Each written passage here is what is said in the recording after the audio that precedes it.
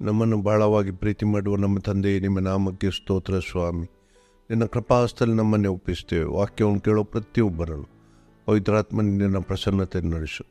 ನಿನ್ನ ಸಹಾಯವಿಲ್ಲದೆ ನಿನ್ನ ವಾಕ್ಯಗಳನ್ನು ತಿಳ್ಕೊಳ್ಳೋದು ಅಸಾಧ್ಯವಾಗಿದೆ. ಅದೇ ರೀತಿ ವಾಕ್ಯವನ್ನು ಬೋಧಿಸುವ ನನಗೂ ಪವಿತ್ರಾತ್ಮನೇ ಸಹಾಯ ಮಾಡು. ನನ್ನ ಬಾಯಿಂದ ಬರೋ ಪ್ರತಿಯೊಂದು ಮಾತುಗಳು ನಿನ್ನದಾಗಲಿ ಪವಿತ್ರಾತ್ಮನೇ. ನಿನ್ನ ವಾಕ್ಯಕ್ಕೆ ಅನುಗುಣವಾಗಿ ನಿನ್ನ ಮಕ್ಕಳೊಂದಿಗೆ ಮಾತಾಡಲು ಬೇಕಾದ ಎಲ್ಲ ಜ್ಞಾನ ಕೊಟ್ಟು ನಡೆಸು. ಕೊನೆಯವರೆಗೂ ನನ್ನನ್ನು ನಿನ್ನ ವಶದಲ್ಲಿಟ್ಟು ನಡೆಸೆಂದು ಬೇಡುತ್ತಿದ್ದೇನೆ. ಎಲ್ಲ ಸ್ತುತಿ ಸ್ತೋತ್ರ ಘನಮಹಿಮೆ ತಂದೆ ಮಗ ಪವಿತ್ರಾತ್ಮನೇ ಸದಾಕಾಲವೂ ಸಲ್ಲಲಿ. ಆಮೇಲೆ ಪ್ರೈಸ್ ದ ಲಾರ್ಡ್. ನಾವು ಕ್ರಿಸ್ತನಲ್ಲಿ ನೆಲೆಗೊಳ್ಳುವುದು ಯೋಹಾನನ ಸುವಾರ್ತೆ 15ನೇ ಅಧ್ಯಾಯದಲ್ಲಿ ಅಲ್ಲಿ ನಾವು ನೋಡಿದೆವು.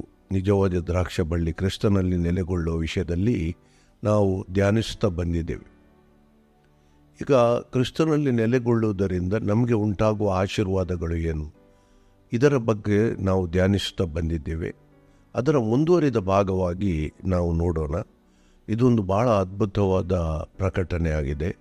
ನಾವು ಪ್ರತಿಯೊಬ್ಬರು ಇದನ್ನು ಸ್ಪಷ್ಟವಾಗಿ ತಿಳಿದು ಇದರ ವಿಷಯದಲ್ಲಿ ಧ್ಯಾನಿಸಿಕೊಂಡಾಗ ನಮಗೆ ಒಂದು ಅದ್ಭುತ ಸಂರಕ್ಷಣೆ ಎಲ್ಲ ದೊರೆಯುವ ಒಂದು ವಾಗ್ದಾನ ಈ ಇನ್ನು ಮುಂದೆ ನಾವು ಧ್ಯಾನಿಸುವ ಸಂಗತಿಗಳಲ್ಲಿವೆ. ಇದಕ್ಕೆ ಮುಖ್ಯವಾಗಿ ನಾವು 91ನೇ ಕೀರ್ತನೆ ಇದನ್ನು ನಾವು ಧ್ಯಾನಿಸ್ತೇವೆ. ಈಗ 91ನೇ ಕೀರ್ತನೆ ಕ್ರಿಸ್ತನಲ್ಲಿ ನೆಲೆಗೊಳ್ಳುವ ವಿಷಯದಲ್ಲಿ ಯಾಕೆ ನಾವು ಧ್ಯಾನಿಸಬೇಕೆಂಬ ಪ್ರಶ್ನೆ ಭಾಳ ಅಗತ್ಯ. ಯಾಕೆ 91ನೇ ಕೀರ್ತನೆ ಮತ್ತು ಕ್ರಿಸ್ತನಲ್ಲಿ ನೆಲೆಗೊಳ್ಳೋದು ಏನು ಸಂಬಂಧ ಅಂತ ಹೇಳಿ ನನಗೆ ಗೊತ್ತಿಲ್ಲ. ನಾವು ಇಂಗ್ಲೀಷ್ ಭಾಷಾಂತರಗಳಲ್ಲಿ ಎಲ್ಲ ಭಾಷಾಂತರಗಳಲ್ಲಿ ನಾವು ನೋಡಿದರೆ ಕೂಡ ಡ್ವೆಲ್ಲಿಂಗ್ ಎಂಬ ಪದ ಅಲ್ಲಿ ಉಪಯೋಗಿಸಲ್ಪಟ್ಟಿದೆ. ತುಂಬ ಎಲ್ಲ ಹೆಚ್ಚಾದ ಭಾಷಾಂತರಗಳಲ್ಲಿ ಅಲ್ಲಿ ಉಪಯೋಗಿಸಲ್ಪಟ್ಟ ಶಬ್ದ ಡ್ವೆಲ್ಲಿಂಗ್ ಅಂತ, ಅಂದರೆ ನೆಲೆಗೊಳ್ಳುವುದು. ಈಗ ಕನ್ನಡ ಭಾಷಾಂತರದಲ್ಲಿ ಒಂದು ಭಾಷಾಂತರದಲ್ಲಿ ಕರ್ತನನ್ನು ಮೊರೆ ಹೊಕ್ಕಿರುವವನಂತ ಹೇಳಿ, ಯೆಹೋವನನ್ನು ಮೊರೆ ಹೊಕ್ಕಿರುವ ಅಂತ ಹೇಳಿ ನಾವು ನೋಡ್ತೇವೆ. ಆದರೆ ಇನ್ನೊಂದು ಭಾಷಾಂತರದಲ್ಲಿ ನೋಡಿದರೆ ಪರಾತ್ಪರನ ಗುಪ್ತವಾದ ಸ್ಥಳದಲ್ಲಿ ನೆಲೆಗೊಂಡಿರುವವನಂತ ಹೇಳಿ.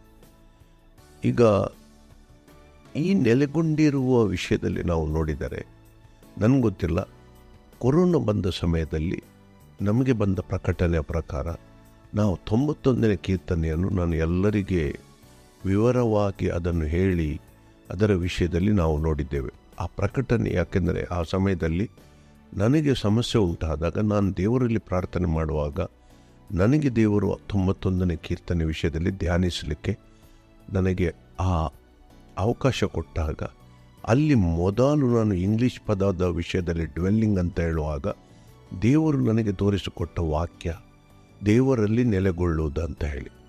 ಅದು ಯೋಹಾನನು ಬರೆದ ಮೊದಲನೇ ಪತ್ರಿಕೆ. ನಾವು ಅಲ್ಲಿ ನೋಡೋಣ.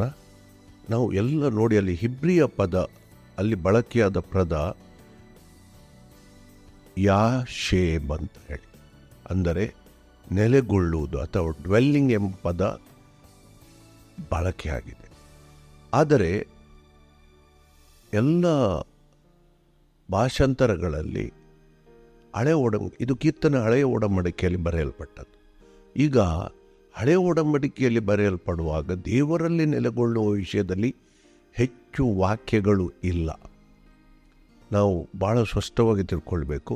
ಯಾಕೆಂದರೆ ಹಳೆಯ ಒಡಂಬಡಿಕೆಯಲ್ಲಿ ಪವಿತ್ರಾತ್ಮನು ಎಲ್ಲರ ಮೇಲೆ ಬರ್ತಿರಲಿಲ್ಲ. ಕೆಲವು ವ್ಯಕ್ತಿಗಳ ಮೇಲೆ, ಪ್ರವಾದಿಗಳ ಮೇಲೆ ದೇವರು ಇಸ್ರೇಲರನ್ನು ನಡೆಸಲಿಕ್ಕೆ ಅವರನ್ನು ಮುಖ್ಯಸ್ಥರಾಗಿ ನೇಮಿಸಿದವರ ಮೇಲೆ ಪವಿತ್ರಾತ್ಮನು ಇರ್ತಿದ್ದನು. ಪವಿತ್ರಾತ್ಮನ ಅಭಿಷೇಕ ಇರ್ತಿತ್ತು. ಆದರೆ ಎಲ್ಲರೂ ದೇವರಲ್ಲಿ ನೆಲೆಗೊಳ್ಳುವ ಒಂದು ವ್ಯವಸ್ಥೆ ಅಲ್ಲಿ ಹಳೆಯ ಒಡಂಬಡಿಕೆಯಲ್ಲಿ ಇರಲಿಲ್ಲ.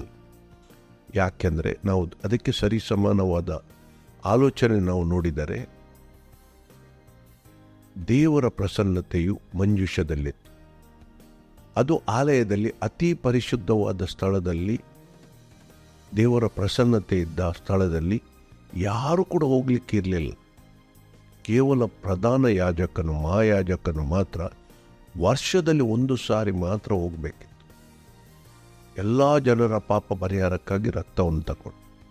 ಯಾಕೆಂದರೆ ಇಂಥ ಒಂದು ಪರಿಸ್ಥಿತಿ ಇತ್ತು.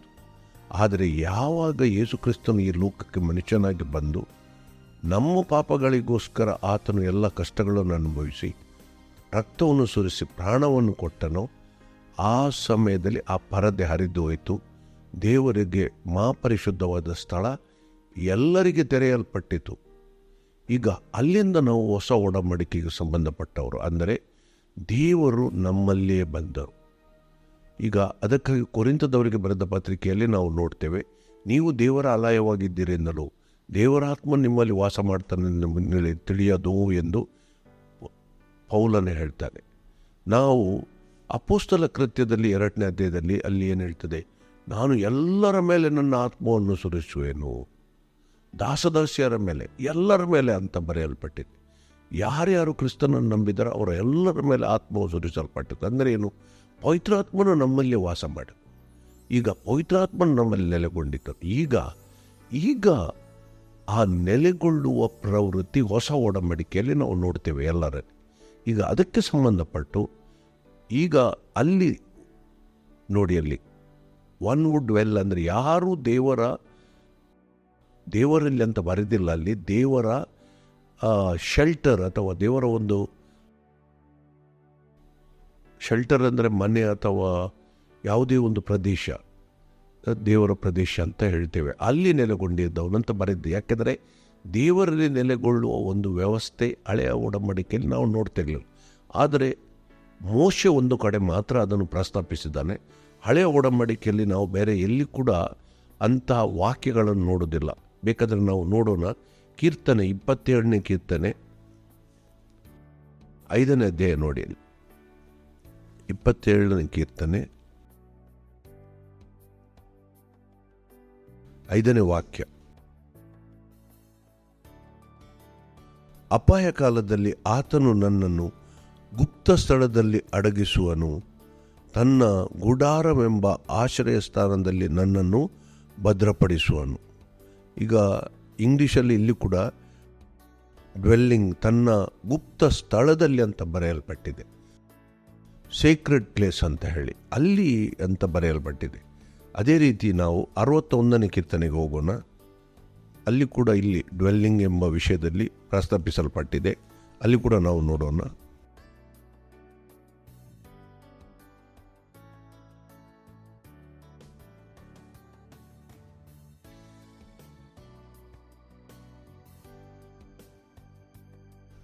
ಅರವತ್ತೊಂದನೇ ಕೀರ್ತನೆ 4ನೇ ವಾಕ್ಯ ನೋಡಿ. ನನಗೆ ನಿರಂತರವು ನಿನ್ನ ಗುಡಾರದಲ್ಲಿ ಬಿಡಾರವಾಗಲಿ, ನಿನ್ನ ರೆಕ್ಕೆಯ ಮರೆಯನ್ನು ಆಶ್ರಯಿಸಿಕೊಳ್ಳುವಂತೆ ಅನುಗ್ರಹಿಸು ಅಂತ ಹೇಳಿ ನೋಡಿ. ಇಲ್ಲಿ ಕೂಡ ದೇವರಲ್ಲಿ ನೆಲೆಗೊಳ್ಳುವ ವಿಷಯದಲ್ಲಿ ಬರಲಿಲ್ಲ. ಆದರೆ 90 ಕೀರ್ತನೆಗೆ ಹೋಗೋಣ. 90ನೇ ಕೀರ್ತನೆಯಲ್ಲಿ ಇಲ್ಲಿ ನೋಡಿ 1ನೇ ವಾಕ್ಯ, ಕರ್ತನೆ ತಲತಲಾಂತರಗಳಿಂದಲೂ ನಮ್ಮ ವಾಸಸ್ಥಾನವು ನೀನೇ ಅಂತ ನೋಡಿಲಿ. ಇಲ್ಲಿ ಮಾತ್ರ ಏನು, ದೇವರೇ ನಮ್ಮ ವಾಸಸ್ಥಾನ ಅಂತ ಪ್ರಸ್ತಾಪಿಸಲ್ಪಟ್ಟಿದೆ. ಯಾಕೆ? ಹಳೆಯ ಒಡಂಬಡಿಕೆಯಲ್ಲಿ ಹೆಚ್ಚಾಗಿ ದೇವರ ಸ್ಥಳದಲ್ಲಿ, ಆತನ ಗುಡಾರದಲ್ಲಿ ನೆಲೆಗೊಳ್ಳುವುದು, ಅದರ ವಿಷಯದಲ್ಲಿಯೇ ಪ್ರಸ್ತಾಪಿಸಲ್ಪಟ್ಟಿದೆ. ಯಾಕೆಂದರೆ ಎಲ್ಲರ ಮೇಲೆ ಪವಿತ್ರಾತ್ಮನು ಬರುತ್ತಿರಲಿಲ್ಲ. ದೇವರ ಮಹಾಪರಿಶುದ್ಧ ಸ್ಥಳದಲ್ಲಿ ಯಾರು ಹೋಗಲಿಕ್ಕೆ ಇರಲಿಲ್ಲ. ದೇವರ ಪ್ರಸನ್ನತೆ ಜನರು ನೋಡಿ, ಇಸ್ರಾಯೇಲ್ ಜನರು ಭಯಪಟ್ಟರು. ಇದೆಲ್ಲ ಪರಿಸ್ಥಿತಿ ಇತ್ತು. ಯಾಕೆ? ದೇವರು ಮಹಾಪರಿಶುದ್ಧನಾಗಿದ್ದರು. ಈಗ ಹೊಸ ಒಡಂಬಡಿಕೆ ಬಂದಾಗ ಕ್ರಿಸ್ತನ ಮೂಲಕ ನಮ್ಮನ್ನು ಕೂಡ ಆತನು ಪರಿಶುದ್ಧಗೊಳಿಸಿದ್ದರಿಂದ ನಾವು ನೇರವಾಗಿ ದೇವರಲ್ಲಿ ನೆಲೆಗೊಳ್ಳುವುದು ಈ ಒಂದು ವ್ಯವಸ್ಥೆಯಲ್ಲಿ ಕಲ್ಪಿತವಾಯಿತು. ಆದ್ದರಿಂದ ನಾವು ಈಗ ಹೊಸ ಒಡಂಬಡಿಕೆಯಲ್ಲಿ ಈ ಒಂದು ಕೀರ್ತನೆಯನ್ನು ನಾವು ಹೋಲಿಸಿ ನೋಡಿದಾಗ ನನಗೆ ಬಂದ ಮೊದಲನೇ ಪ್ರಕಟಣೆ ವಾಕ್ಯ ಯೋಹಾನನು ಬರೆದ ಪತ್ರಿಕೆ, ಯೋಹಾನನು ಬರೆದ ಮೊದಲನೇ ಪತ್ರಿಕೆ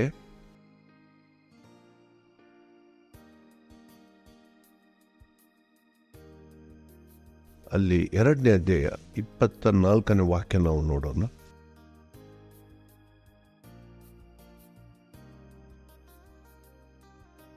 ನೀವಂತೂ ಯಾವ ಬೋಧನೆಯನ್ನು ಮೊದಲಿನಿಂದ ಕೇಳಿದ್ದೀರೋ ಅದು ನಿಮ್ಮಲ್ಲಿ ನೆಲೆಗೊಂಡಿರಲಿ. ಮೊದಲಿನಿಂದ ನೀವು ಕೇಳಿದ ಬೋಧನೆಯು ನಿಮ್ಮಲ್ಲಿ ನೆಲೆಗೊಂಡಿದ್ದರೆ ನೀವು ಸಹ ಮಗನಲ್ಲಿಯೂ ತಂದೆಯಲ್ಲಿಯೂ ಗೊಂಡಿರುತ್ತೀರಿ. ನೋಡಿ, ಇಲ್ಲಿ ಭಾಳ ಒಂದು ಅದ್ಭುತವಾದ ಒಂದು ವಾಗ್ದಾನ ನಾವು ಇಲ್ಲಿ ನೋಡ್ತೇವೆ. ಯಾವಾಗ ನಾವು ದೇವರ ಸುವಾರ್ತೆಯನ್ನು ಕೇಳಿ ಅದನ್ನು ಆ ವಾಕ್ಯಗಳು ನಮ್ಮಲ್ಲಿ ಗಟ್ಟಿಯಾಗಿ ನೆಲೆಗೊಂಡಿದ್ದರೆ ನಾವು ತಂದೆ ಮಗನಲ್ಲಿ ನೆಲೆಗೊಂಡಿದ್ದೇವೆ ಅಂತ ದೇವರ ವಾಕ್ಯ ಹೇಳ್ತದೆ. ಈಗ ನೋಡಿ, ಇದನ್ನು ನಾವು 90ನೇ ಕೀರ್ತನೆಯ ಮೊದಲನೇ ಅಲ್ಲಿ ಒನ್ ಹೂ ಡ್ವೆಲ್ಸ್ ನೆಲೆಗೊಂಡಿರೋ ದೇವರ ಆಶ್ರಯ ಎಂದು ನಾವು ದೇವರಲ್ಲಿ ನೆಲೆಗೊಳ್ತೇವೆ. ದೇವರ ಒಂದು ಸುರಕ್ಷಿತ ಸ್ಥಳದಲ್ಲಿ ಅಲ್ಲ, ದೇವರಲ್ಲಿ ನೆಲೆಗೊಳ್ಳುವ ಒಂದು ವ್ಯವಸ್ಥೆ ನಮಗೆ ದೇವರು ಹೊಸ ಒಡಂಬಡಿಕೆಯಲ್ಲಿ ಕಲ್ಪಿಸಿಕೊಟ್ಟಿದ್ದಾರೆ. ಇದನ್ನು ಇಲ್ಲಿ ವಾಕ್ಯ ಮಾಡಿ, ಯಾವಾಗ ನಾವು ನಮ್ಮಲ್ಲಿ ಆತನ ವಾಕ್ಯಗಳು ನೆಲೆಗೊಂಡಿದ್ದರೆ. ಯಾಕೆ ಆತನ ವಾಕ್ಯಗಳು ನಮ್ಮಲ್ಲಿ ನೆಲೆಗೊಂಡಿದ್ದರೆ ನಾವು ದೇವರಲ್ಲಿ ಮಗನಲ್ಲಿಯೂ ತಂದೆಯಲ್ಲಿಯೂ ನೆಲೆಗೊಳ್ಳುತ್ತೇವೆ? ಯೋಹಾನನ ಸುವಾರ್ತೆ ಮೊದಲನೇ ಅಧ್ಯಾಯ ನೋಡಿ ಅದನ್ನು ಓದಿ. ಅಲ್ಲಿ ಬೇಕಾದರೆ ಏನು ಹೇಳ್ತದೆ? ಯೋಹಾನನ ಸುವಾರ್ತೆ ಮೊದಲನೇ ಅಧ್ಯಾಯದಲ್ಲಿ ನಾವು ನೋಡ್ತೇವೆ.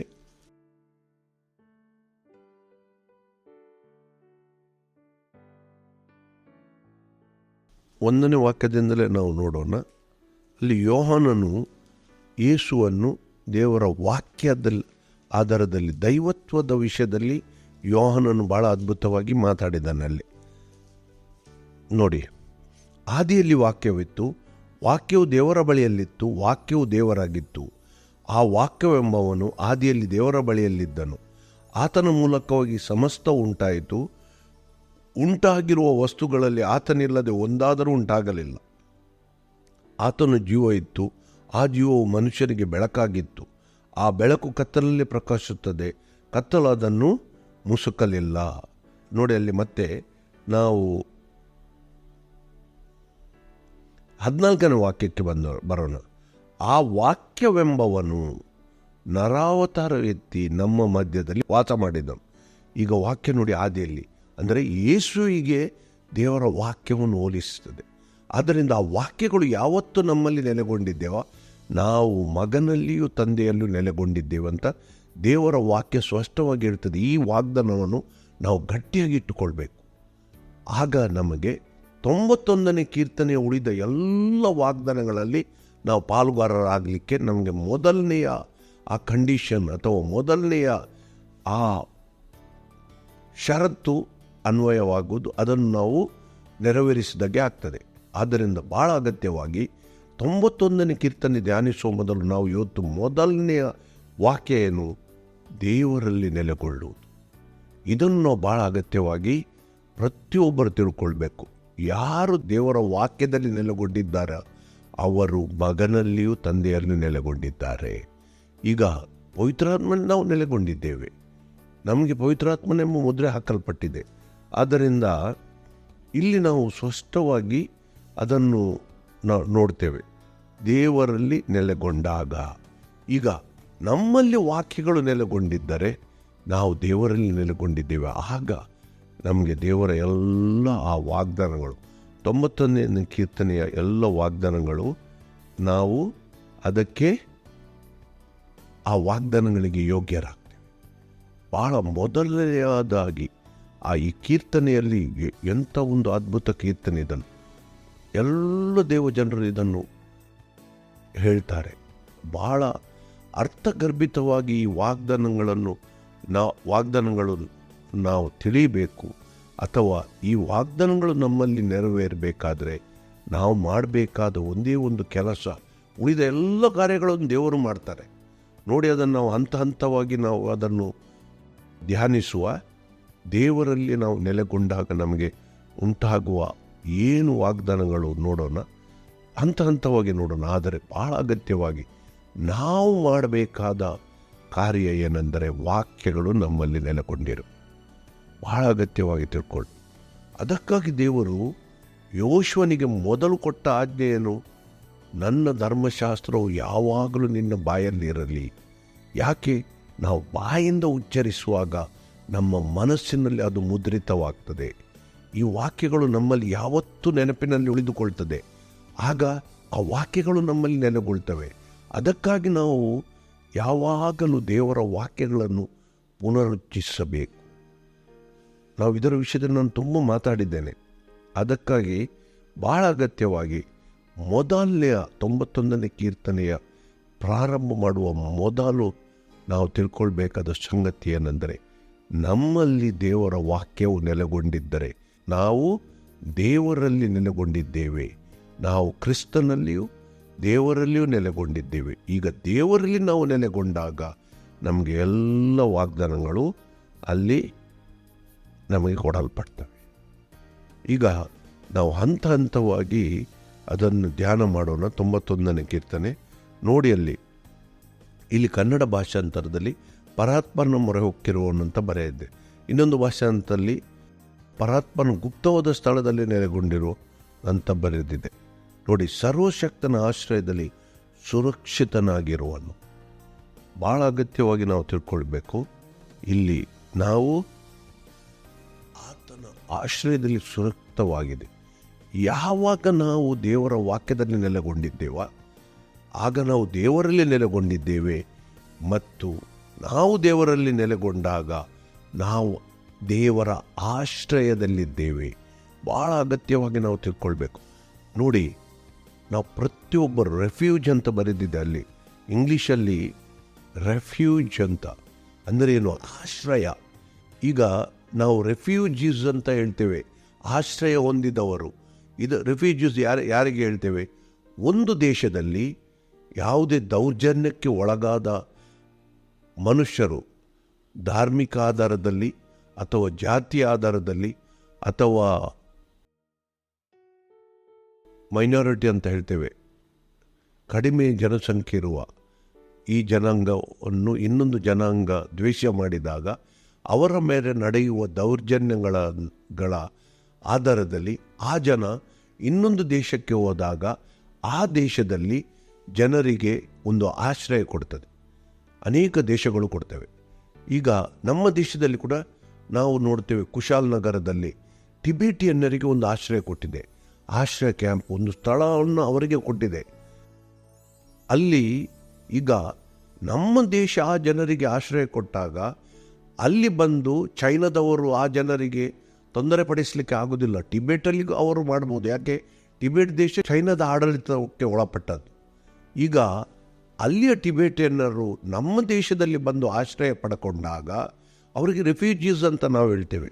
ಈಗ ಆ ಜನರನ್ನು ರಕ್ಷಿಸುವ ಕೆಲಸ ನಮ್ಮ ದೇಶದ್ದು. ನಮ್ಮ ದೇಶ ಅವರನ್ನು ರಕ್ಷಿಸ್ತದೆ. ಅದೇ ರೀತಿಯಾಗಿ ನಾವು ಯಾವಾಗ ದೇವರಲ್ಲಿ ನೆಲೆಗೊಳ್ತೇವ, ಯಾವಾಗ ನಾವು ದೇವರ ವಾಕ್ಯದಲ್ಲಿ ನೆಲೆಗೊಳ್ತೇವೋ ನಾವು ದೇವರಲ್ಲಿ ನೆಲೆಗೊಳ್ತೇವೆ. ನಾವು ದೇವರಲ್ಲಿ ನೆಲೆಗೊಂಡಾಗ ನಾವು ಕೂಡ ದೇವರ ಆಶ್ರಯಕ್ಕೆ ಒಳಪಡುತ್ತೇವೆ. ಭಾಳ ಅಗತ್ಯವಾಗಿ ತಿಳ್ಕೊಳ್ಳಿ. ನೋಡಿ, ಈ ವಾಕ್ಯಗಳು ಓದುವಾಗ ನಮ್ಮ ಮನಸ್ಸಿನಲ್ಲಿ ಯಾವುದನ್ನು ಗಟ್ಟಿಯಾಗಿ ಈ ವಿಷಯಗಳು ತಿಳ್ಕೊಳ್ಬೇಕು. ನಾವು ದೇವರ ಆಶ್ರಯದಲ್ಲಿದ್ದೇವೆ. ಈಗ ಯಾವಾಗ ನಾವು ದೇವರ ಆಶ್ರಯದಲ್ಲಿದ್ದೇವ ಆಗ ನಮ್ಮನ್ನು ಕಾಪಾಡುವ, ನಮ್ಮನ್ನು ಕಾಯುವ ಕೆಲಸ ದೇವರದು. ನಮ್ಮ ಒಂದು ಚಿಂತನೆ ಮರೆತು ಬಿಡಬೇಕು ನಾವು. ಇವು ನೋಡಿ ಅಂಥ ಒಂದು ಅದ್ಭುತ ವಾಗ್ದಾನ. ಈ ಕೀರ್ತನೆ ಬಹಳ ಅದ್ಭುತವಾಗಿದೆ. ಸರಿಯಾಗಿ ಇದನ್ನು ಅರ್ಥ ಮಾಡಿಕೊಳ್ಳಿ. ನಾನು ಹೇಳ್ತೇನೆ, ನನ್ನ ಜೀವಿತದಲ್ಲಿಯೇ ನಮಗೆ ದೊಡ್ಡ ಬದಲಾವಣೆ ನಾವು ನೋಡಿದ್ದೇವೆ. ಈಗ ನಾವು ಯಾವಾಗ ದೇವರ ಆಶ್ರಯದಲ್ಲಿದ್ದೇವೆ ಆಗ ನಮಗೆ ಯಾವ ಚಿಂತೆ ಇರುವುದಿಲ್ಲ. ಇದಕ್ಕೆ ದೇವರು ಒಂದು ಅದ್ಭುತ ನಮ್ಮ ಸಭೆಯಲ್ಲಿ ದೇವರು ಮಾಡಿದ್ದಾರೆ. ಏನು? ಕೊರೋನಾ ಬಂದಾಗ ಎಲ್ಲರಿಗೆ ಸಮಸ್ಯೆ ಉಂಟಾಯಿತು. ಆದರೆ ನಮ್ಮ ಅನ್ಯೋನ್ಯತೆಯಲ್ಲಿರುವ ಎಲ್ಲ ದೇವಜನರಿಗೆ ದೇವರ ಒಂದು ಅದ್ಭುತ ಒಂದು ರಕ್ಷಣೆ ನಮಗೆ ದೊರಕಿದೆ. ಯಾಕೆ? ದೇವರು ಅದನ್ನು ಪ್ರಾರಂಭ ಆದಾಗಲೇ ಆ 91ನೇ ಕೀರ್ತನೆ ಮಹತ್ವ ನಮ್ಮೊಂದಿಗೆ ಮಾತಾಡಿದ ದೇವರು.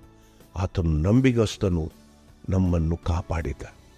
ಆದ್ದರಿಂದ ನಮಗೆ ಬಹಳ ಧೈರ್ಯವಾಗಿ ಈ ಸಂಗತಿಗಳನ್ನು ನಾವು ನೆನಪಿನಲ್ಲಿಟ್ಟುಕೊಂಡು ಯಾವತ್ತೂ ಎಂಥ ಪರಿಸ್ಥಿತಿ ಆಗಲಿ ನಾವು ಭಯಪಡುವ ಅಗತ್ಯ ಇಲ್ಲ.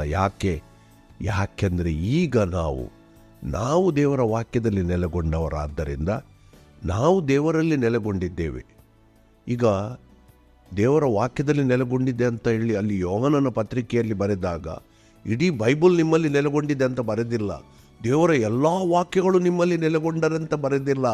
ನೀವು ಕೇಳಿದ ಸುವಾರ್ತೆಯು ನಿಮ್ಮಲ್ಲಿ ನೆಲೆಗೊಂಡಿದ್ದರೆ ಒಂದು ವಾಕ್ಯ ಕೂಡ ಆಗಿರ್ಬೋದು ದೇವರ ದೃಷ್ಟಿಯಲ್ಲಿ, ನಮಗೆ ಗೊತ್ತಿಲ್ಲ.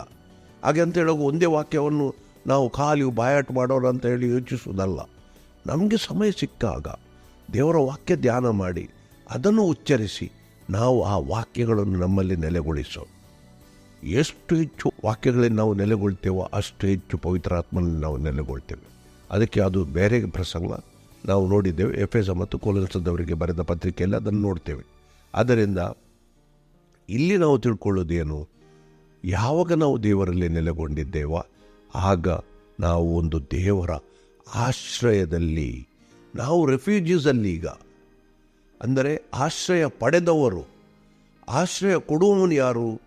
ಸರ್ವಶಕ್ತನಾದ ದೇವರು. ಒಂದು ದೇಶವೇ ಒಬ್ಬ ವ್ಯಕ್ತಿಗೆ ಆಶ್ರಯ ಕೊಟ್ಟಾಗ ಈಗ ನೋಡಿ, ನಮ್ಮ ಟಿಬೆಟ್ನಿಂದ ಬಂದ ಜನರು ನಮ್ಮ ದೇಶದಲ್ಲಿ ಎಷ್ಟು ನಿಶ್ಚಿಂತವಾಗಿ ನಮ್ಮ ರಾಜ್ಯದಲ್ಲಿ ಅವರು ಜೀವಿಸ್ತಾ ಇದ್ದಾರೆ. ಅವ್ರಿಗೇನು ಚಿಂತೆ ಇಲ್ಲ. ಆದರೆ ಲೌಕಿಕ ಒಂದು ಸರ್ಕಾರದ ಅಡಿಯಲ್ಲಿಯೇ ಇಷ್ಟು ಆಶ್ರಯ ಪಡ್ಕೊಂಡ ಜನರು ಇಷ್ಟು ನಿಶ್ಚಿಂತರಾಗಿದ್ದರೆ, ದೇವರು ಸರ್ವಶಕ್ತನಾದ ಒಬ್ಬ ದೇವರ ಆಶ್ರಯದಲ್ಲಿ ಇರುವುದು ಎಷ್ಟು ಸುರಕ್ಷಿತ ಅಂತ ನೋಡಿ. ನಾವು ಎಷ್ಟು ನಿಶ್ಚಿಂತರಾಗಿರಬೇಕು. ಆದರೆ ನಿಜವಾಗಿ ನಾವು ಇದ್ದೇವಾ? ಅದು ಪ್ರಶ್ನೆ. ನಾವು ಬಾಯಲ್ಲಿ ನಮ್ಮ ವಾಕ್ಯಗಳನ್ನು ಹೇಳ್ಬೋದು. ನಾವು ವಾಕ್ಯಗಳನ್ನು ಇದನ್ನು ಬೆಳಿಗ್ಗೆ ದಿನಾ ನಾವು ಈ ಕೀರ್ತನೆಯನ್ನು ಹೇಳ್ಬೋದು. ಮಲಗುವ ಮೊದಲು ನಾವು ದಿನಾ ಈ ಕೀರ್ತನೆ ಹೇಳ್ಬೋದು. ಆದರೆ ನಿಜವಾಗಿ ನಾವು ಸರ್ವಶಕ್ತನೆಂಬ ದೇವರ ಆಶ್ರಯದಲ್ಲಿ ಇದ್ದೇವೆ. ಆತನು ಸರ್ವಶಕ್ತನು, ಆತನು ಎಂದಿಗೂ ನಮಗೆ ಕೈ ಬಿಡುವುದಿಲ್ಲವೆಂಬ ದೃಢವಾದ ನಂಬಿಕೆ ನಮ್ಮಲ್ಲಿದೆಯಾ ಎಂಬ ಪ್ರಶ್ನೆ. ದೇವರು ಈ ಕಾರ್ಯವನ್ನು ಮಾಡಿದ್ದಾನೆ. ಆದರೆ ಯಾಕೆ ಈ ಕಾರ್ಯ ನಮ್ಮಲ್ಲಿ ನೆಲೆಗೊಳ್ಳುವುದಿಲ್ಲ? ಯಾಕೆಂದರೆ ನಮ್ಮ ನಂಬಿಕೆ ಸಾಕಾಗುವುದಿಲ್ಲ. ನಾವು ದೇವರ ವಾಕ್ಯದಲ್ಲಿ ನೆಲೆಗೊಳ್ಳಿಲ್ಲ. ನಾವು ದೇವರ ವಾಕ್ಯದಲ್ಲಿ ನೆಲೆಗೊಂಡಿದ್ದರೆ ನಾವು ದೇವರಲ್ಲಿ ನೆಲೆಗೊಳ್ತೇವೆ. ನಾವು ದೇವರಲ್ಲಿ ನೆಲೆಗೊಂಡಾಗ ನಾವು ಆತನ ಆಶ್ರಯದಲ್ಲಿ ಇರ್ತೇವೆ. ಯಾರು ನಮ್ಮನ್ನು ಮುಟ್ಲಿಕ್ಕೆ ಸಾಧ್ಯ ಇಲ್ಲ. ಈಗ ಮುಂದಕ್ಕೆ ನೋಡೋಣ ಏನು ಹಂತ ಹಂತವಾಗಿ ವಾಕ್ಯಗಳಿವೆ ಅಂತ ಹೇಳಿ. ಭಾಳ ಅಗತ್ಯವಾಗಿ ಇದನ್ನು ನಾವು ತಿಳ್ಕೊಳ್ಬೇಕು. ಇಲ್ಲಿ ಭಾಳ ಅಗತ್ಯವಾಗಿ ನಾವು ತಿಳ್ಕೊಳ್ಬೇಕು, ನಾವು ದೇವರ ಆಶ್ರಯದಲ್ಲಿದ್ದೇವೆ ಎಂಬ ದೃಢವಾದ ನಂಬಿಕೆ ನಮ್ಮಲ್ಲಿ ಉಂಟಾಗಬೇಕು. ಈಗ ಆ ನಂಬಿಕೆ ನಮ್ಮಲ್ಲಿ ಉಂಟಾಗಬೇಕಾದರೆ ದೇವರು ಯಾವ ರೀತಿಯಾಗಿ ಇಸ್ರೇಲನ್ನು ರಕ್ಷಿಸಿದ್ದಾನೆ, ಹಳೆ ಒಡಂಬಡಿಕೆಯಲ್ಲಿ, ಹೊಸ ಒಡಂಬಡಿಕೆಯಲ್ಲಿ ದೇವರು ಯಾವ ರೀತಿಯಾಗಿ ತನ್ನ ಮೇಲೆ ನಂಬಿಕೆ ಇಟ್ಟ ಜನರನ್ನು ರಕ್ಷಿಸಿದ್ದಾನೆ, ಎಲ್ಲ ವಾಕ್ಯಗಳ ಮೂಲಕ ನಾವು ನಮ್ಮನ್ನೇ ಬಲಪಡಿಸಿಕೊಳ್ಬೇಕು. ಮಾತ್ರ ಅಲ್ಲ, ನಮ್ಮಲ್ಲಿರುವ ನಂಬಿಕೆಯನ್ನು ಬಲಪಡಿಸಿಕೊಳ್ಬೇಕು. ದೇವರ ವಾಕ್ಯ ರೋಮಪುರದವರಿಗೆ ಬರೆದ ಪತ್ರಿಕೆಯಲ್ಲಿ ಏನು ಹೇಳ್ತದೆ? Faith comes by hearing the word ಅಂತ. ನಂಬಿಕೆ, ಅದು ಕನ್ನಡ ಭಾಷಾಂತರದಲ್ಲಿ ಸ್ವಲ್ಪ ಬದಲಾವಣೆ ಆಗಿದೆ.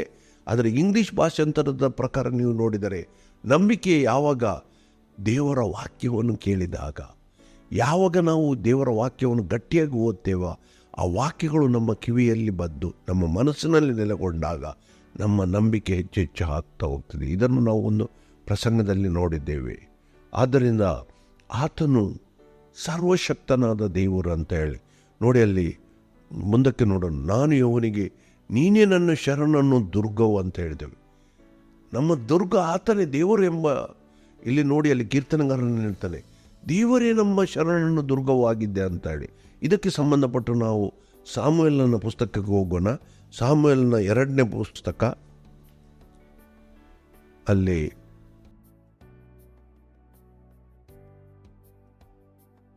ಸಾಮುವೇಲನ 2ನೇ ಪುಸ್ತಕ 22ನೇ ಅಧ್ಯಾಯ ನೋಡಿ. 22ನೇ ಅಧ್ಯಾಯ 2 ಮತ್ತು 3 ವಾಕ್ಯ ನಾವು ನೋಡೋಣ. ಯೆಹೋವನು ನನ್ನ ಬಂಡೆಯು, ನನ್ನ ಕೋಟೆಯು, ನನ್ನ ವಿಮೋಚಕನೂ ಆಗಿದ್ದಾನೆ. ನೋಡಿ, ಅಲ್ಲಿ 3ನೇ ವಾಕ್ಯ ನೋಡಿ. ಆತನು ನನ್ನ ಆಶ್ರಯಗಿರಿಯಾಗಿರುವ ದೇವರು, ನನ್ನ ಗುರಾಣಿಯು, ನನ್ನ ರಕ್ಷಣೆಯ ಕೊಂಬು, ನನ್ನ ದುರ್ಗವು ಅಂತ ಹೇಳಿ. ನನ್ನ ಶರಣನು ಬಲಾತ್ಕಾರಿಯಿಂದ ನನ್ನನ್ನು ರಕ್ಷಿಸುವವನಾಗಿದ್ದಾನೆ ಅಂತ ಹೇಳಿ. ಯೆಹೋವನು ಸ್ತೋತ್ರಕ್ಕೆ ಅರ್ಹನು. ಈ ವಾಕ್ಯಗಳನ್ನು ಯಾವಾಗ ಹೇಳ್ತಾನೆ? ಯಾರು ಹೇಳಿದ್ದು? ದಾವೀದನು ರಕ್ಷಿಸಲ್ಪಟ್ಟಾಗ ನೋಡಿ, ದಾವೀದನನ್ನು ನಾವು ಯಾವಾಗಲೂ ನಾವು ಪ್ರಸ್ತಾಪಿಸುತ್ತೇವೆ.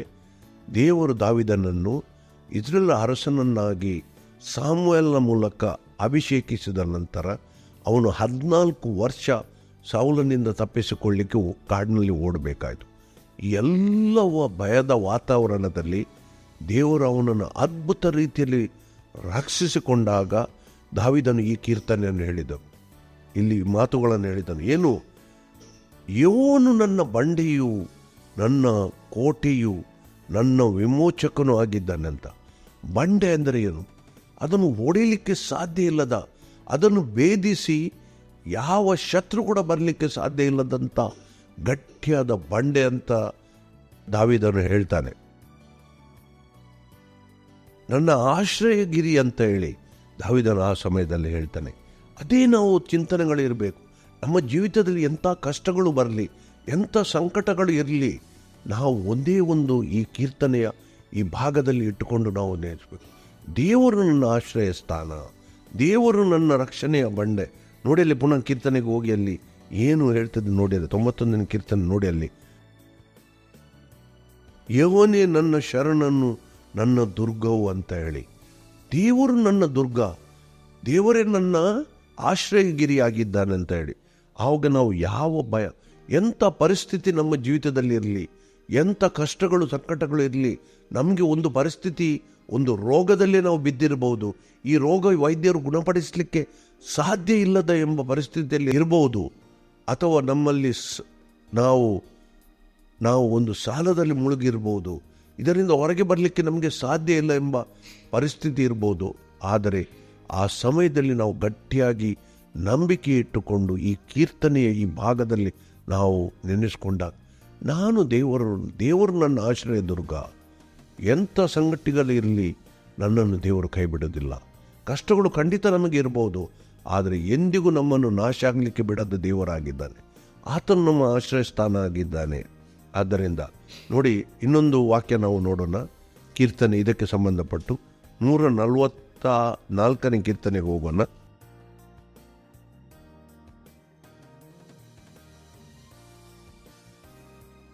144ನೇ ಕೀರ್ತನೆ 2ನೇ ವಾಕ್ಯ ನೋಡಿ. ನನ್ನ ಪ್ರೀತಿಯು, ನನ್ನ ಕೋಟೆಯು, ನನ್ನ ದುರ್ಗವು, ನನ್ನ ರಕ್ಷಕನು ಅಂತ ಹೇಳಿ. ನೋಡಿ, ಇದು ದಾವೀದನು ಇದನ್ನು ಪುನಃ ಬರೆದ ಕೀರ್ತನೆ. ನೋಡಿ, ನನ್ನ ಕೋಟೆಯು, ನನ್ನ ದುರ್ಗವು, ನನ್ನ ರಕ್ಷಕನು ಯಾರು? ಯೆಹೋವನೇ. ಇದನ್ನು ನಾವು ನೋಡ್ತೇವೆ. ಬೇಕಾದ್ರೆ ಇನ್ನೊಂದು ಕೀರ್ತನೆಯಲ್ಲಿ ನೋಡಿ, 46ನೇ ಕೀರ್ತನೆಗೆ ಹೋಗಿ ಅಲ್ಲಿ ಕೂಡ ನಾವು ನೋಡೋಣ. 46ನೇ ಕೀರ್ತನೆ 1ನೇ ವಾಕ್ಯ ನೋಡಿ. ಅಲ್ಲಿ ದೇವರು ನನಗೆ ಆಶ್ರಯ ದುರ್ಗವಾಗಿದ್ದಾನೆ, ಆತನು ಇಕ್ಕಟ್ಟಿನಲ್ಲಿ ನನಗೆ ವಿಶೇಷ ಸಹಾಯಕನು. ನೋಡಿ, ಇಲ್ಲಿ ಕೀರ್ತನೆಗಾರನು ಏನು, ಎಂಥ ಇಕ್ಕಟ್ಟಿನ ಪರಿಸ್ಥಿತಿ ಇದ್ದರೂ ಆತನು ನನ್ನ ಸಹಾಯಕನಂತ ಹೇಳಿ, ಆತನು ನನ್ನ ಸಹಾಯಕನಂತ ಹೇಳಿ. ಇಲ್ಲಿ ಇದರಿಂದ ನಾವು ಬಹಳ ಅಗತ್ಯವಾಗಿ ಇವತ್ತು ನಾವು ಎರಡೇ ವಾಕ್ಯಗಳನ್ನು ನಾವು ಧ್ಯಾನಿಸಿದ್ದೇವೆ. ಬಹಳ ಅಗತ್ಯವಾಗಿ ನಾವು ತಿಳ್ಕೊಳ್ಬೇಕು. ಮೊದಲನೇದಾಗಿ, ನಾವು ದೇವರ ವಾಕ್ಯದಲ್ಲಿ ನೆಲೆಗೊಂಡಿದ್ದರೆ ನಾವು ತಂದೆ ಮಗನಲ್ಲಿ ನೆಲೆಗೊಂಡಿದ್ದೇನೆ. ಈ ವಾಕ್ಯ ನೆನಪಿನಲ್ಲಿ ಬರುವಾಗ ನಮಗೆ ಸ್ಪಷ್ಟವಾಗಿ ನೆನಪು ಬರಬೇಕು. ಯೋಹಾನನು ಬರೆದ ಮೊದಲನೇ ಪತ್ರಿಕೆ 2ನೇ ಅಧ್ಯಾಯ 24ನೇ ವಾಕ್ಯ ಏನು? ನೀವು ಕೇಳಿದ ಸುವಾರ್ತೆಯ ನಿಮ್ಮಲ್ಲಿ ನೆಲೆಗೊಂಡಿದ್ದರೆ ನೀವು ತಂದೆ ಮಗನಲ್ಲಿ ನೆಲೆಗೊಂಡಿದ್ದೀರಂತೆ. ಈಗ ಯಾವಾಗ ನಾವು ದೇವರಲ್ಲಿ ನೆಲೆಗೊಂಡಿದ್ದೇವೋ ಆಗ ನಾವು ದೇವರ ಆಶ್ರಯದಲ್ಲಿ ಒಳಪಟ್ಟವರು, ನಾವು ದೇವರ ಆಶ್ರಯಕ್ಕೆ ಒಳಪಟ್ಟವರು, ನಾವು ರೆಫ್ಯೂಜಿಗಳು, ಒಂದು ಆಶ್ರಯವನ್ನು ಪಡೆದವರು. ಆಶ್ರಯ ಕೊಡುವಾತನು ಯಾರು? ದೇವರಾಗಿದ್ದಾನೆ. ಈಗ ಸರ್ವಶಕ್ತನ ದೇವರ ಆಶ್ರಯದಲ್ಲಿ ನಾವಿದ್ದಾಗ ನಾವು ಯಾವುದಕ್ಕೂ ಭಯಪಡುವ ಅಗತ್ಯ ಇಲ್ಲ. ಯಾಕೆ? ಆತನೇ ನಮ್ಮ ದುರ್ಗವು, ಕೋಟೆಯೂ ಆಗಿದ್ದಾನೆ. ನೋಡಿ, ಅಲ್ಲಿ 2ನೇ ವಾಕ್ಯ. ಯೋನಿಗೆ ನಾವು ಏನು ಹೇಳ್ತೇವೆ? ನೀನೇ ನನ್ನ ಶರಣನು, ದುರ್ಗವು, ನಾನು ಭರವಸೆಟ್ಟ ದೇವರು ಎಂದು ಹೇಳುವೆ. ನಮ್ಮ ನಂಬಿಕೆ ಅಷ್ಟು ಗಟ್ಟಿಯಾಗಿದ್ದಾಗ ಎಂಥ ಪರಿಸ್ಥಿತಿ ನಾವು ಜೀವನದಲ್ಲಿ ಇರಲಿ, ಗಟ್ಟಿಯಾದ ನಂಬಿಕೆ ನಾವು ಇಟ್ಟು ಬಿಡೋಣ. ಎಂದಿಗೂ ಆತ ನಮ್ಮನ್ನು ಕೈ ಬಿಡದ ದೇವರು.